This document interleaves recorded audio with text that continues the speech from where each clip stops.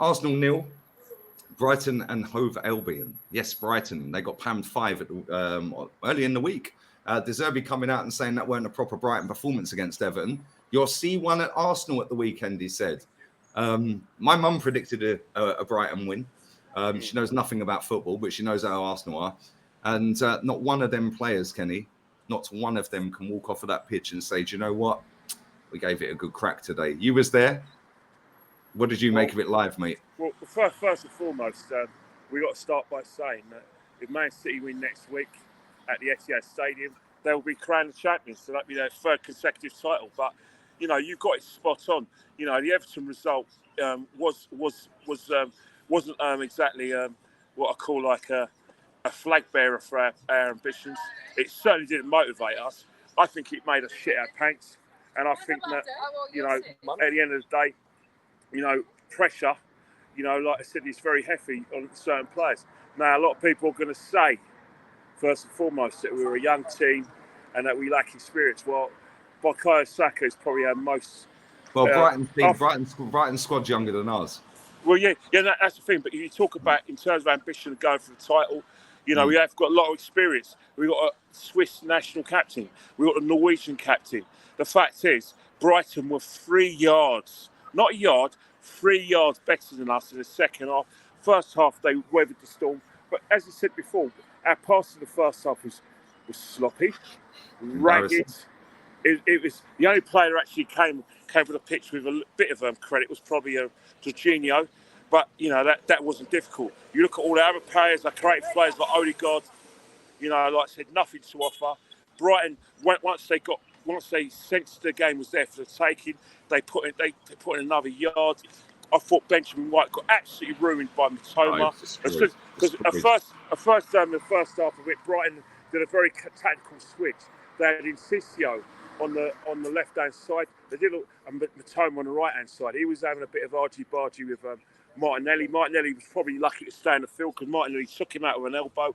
We saw it for what it was. The referee deemed that accidental. Martinelli says the field. What happens is, you know, Mitoma gets his revenge, takes him out, not once but a few times, and the Brighton players follow suit. He's out of the game. So what's happening is that, you know, a very clever tactical switch. Incisio down the right hand side, Mitoma down the left. He absolutely destroyed Benjamin White. Let's not sugarcoat it. That's what happens. And I'm not saying criticise Benjamin White, because from an offensive point of view, he's been good.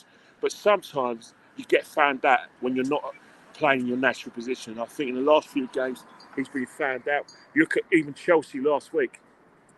You know, Sterling had him for toast. You know, people don't want to hear that because it's Sterling, but it's just a fact. That was another area. But you look at the other areas. Great Xhaka, I don't know where he was. You know, I don't know. He was probably back in Germany with his wife. He wants to leave anyway. Well, yeah, but even so, that was a no-show. And the biggest elephant in the room is... Go on, sorry, mate. The biggest elephant in the room is, and this is what was discussed amongst the crowds, and it's a very, very important point, and I was kept on telling fans that there is under no circumstances of our manager substitute Bukayo Saka. It doesn't matter whether he's having a 1 out of 10 performance or a 9 out of 10 performance. The fact is, I just keep on banging my head against the wall. When Reece Nelson came on, I said, Saka's not coming off. It's probably going to be Odegaard. It's probably going to be, you know, Jesus and anyone else. But it won't be Saka. I said, Ken, what's going on? I'll tell you why. This manager has got a blind spot when it comes to Bukayo Saka. He still sees him as a match winner. We can have podcast after podcast, yourself, Gracie May, or anyone, you know, talk about that Saka needs a break. You could even say, well, should he be rated as highly as he should? The fact is that our manager had a blind spot. Now, he was poor in everything he tried to do. Don't get me wrong. He did try to make things come off, but he was giving the ball away. It was no creativity. But our manager managed to keep him on at the expense of other players. But let's face it, you can't just blame Saka. The fact is, as he said accurately, the whole team didn't deserve, you know, like any sort of praise. Didn't even deserve an ovation. Reece Nelson, when he came on, was the only player who wanted it. But then again, you need all 11 players to want it. The goalkeeper herself, you know, he doesn't command any sort of, like I said, how do I say it? I wouldn't say the word respect, but I say confidence. He's believed his own hype, mate. That's Well, the yeah, problem. but that was creeping into his play some parts of last season. You know, a bit of discipline, but you've got to look at the goals. The first goal was an example of what we were saying. You look at the first goal. You know, Matoma absolutely roasted Benjamin White. But the thing about it, how was Brighton able to get the ball and do the crossfield pass when they knew it was coming? They knew Matoma, one-on-one against Benjamin White was like more than likely to, win that duel. He's won the duel, but we just stand there. And then what's happened is, what's happened? Estepinian, has not one try, but 2 tries. Yeah. And then on second why try, was Tierney at the front stick? Why was Tierney basically in the left, the right centre back position? But even so, where was Trossard? Where was Trossard for that goal? Nowhere. He's come on the pitch, and normally he's pretty pale. But let's face it, he's poor. He was poor. Mate, everything. Do you know what? For me, Kenny, yeah, I rank that as one of Arsenal's worst performances under this manager. And the reason I rank it as one of the worst is I went through on the watch along with Ola. How many of the squad that won the FA Cup with this manager are still here? 5. Well, Eddie Nketiah, Rob Holding and Tierney barely play. Xhaka and Saka, they start. They're the only 5 left of that squad, We've had some shockers, but now he's got his own squad, Kenny. We could go 1 point behind City and they do that. Yeah, but the situation is, it's the goals. And even the second goal was even more laughable. I mean, I don't know what the hell was going on with Trossard in that sort of position when Brighton sensed that our pass was inaccurate. They sensed our fear.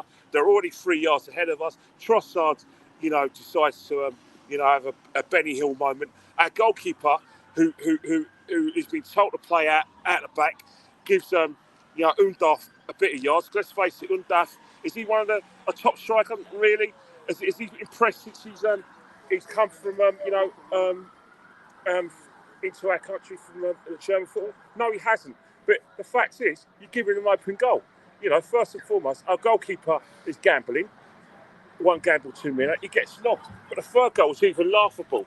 The fact that, we all know what McAllister can do from 25 to 30 yards out. He shoots unopposed, by the way. Yep. Ramsdale, makes a good save, but he needs his defenders to help him. He needs something to be there. Keeping everyone on side. Keeping on side. And what's happened? Estepinian, who's probably one of the best players on the pitch, makes it 3-0.